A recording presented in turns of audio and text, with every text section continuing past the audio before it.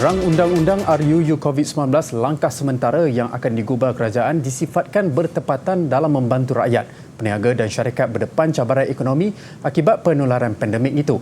Langkah itu juga akan dapat menyokong fasa pemulihan ekonomi sekaligus meredakan keresahan pihak yang terjejas mata pencarian sepanjang penguatkuasaan Perintah Kawalan Pergerakan PKP yang bermula 18 Mac lalu. Pengamal undang-undang Faisal Moidin berkata beberapa negara termasuk Singapura sudah pun melaksanakan undang-undang dan peraturan berkaitan yang melindungi perniagaan supaya tidak dikenakan tindakan undang-undang jika gagal memenuhi perjanjian perniagaan. Bagaimanapun kerajaan perlu merangka intipati RUU yang seimbang antara semua sektor terjejas supaya kesemua cabang ekonomi dapat dipulihkan. Tidak seperti Singapura yang hanya menghadkan RUU berkenaan kepada beberapa sektor perniagaan tertentu selain tidak terpakai kepada individu. Itu satu lesson yang kita boleh belajar. So kita mungkin perlu lihat kepada bidang-bidang ataupun industri ataupun jenis-jenis kontrak yang lebih luas.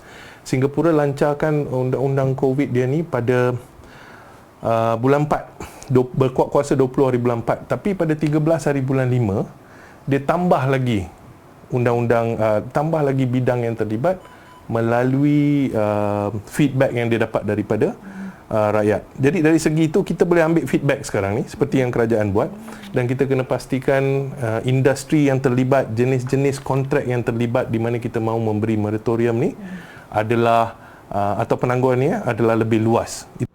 Paling penting, kerajaan juga perlu menilai aspek kuasa retrospektif RUU tersebut, yang mana RUU berkenaan perlu mempunyai kuasa sah untuk melindungi dan meliputi apa yang sudah berlaku bermula saat PKP diisytiharkan sehinggalah suatu tempoh masa yang difikirkan perlu oleh kerajaan.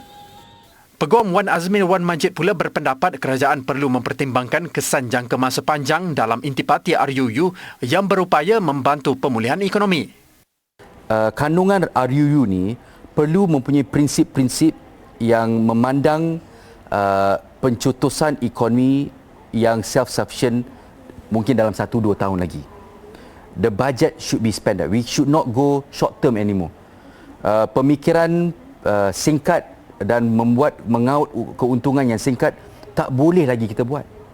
So RUU ni perlu memberi masa kepada setiap pihak untuk melihat peluang-peluang untuk memajukan ekonomi di Malaysia supaya import kita ni berkurangan dan kita ni tak perlu bergantung dengan negara-negara lain.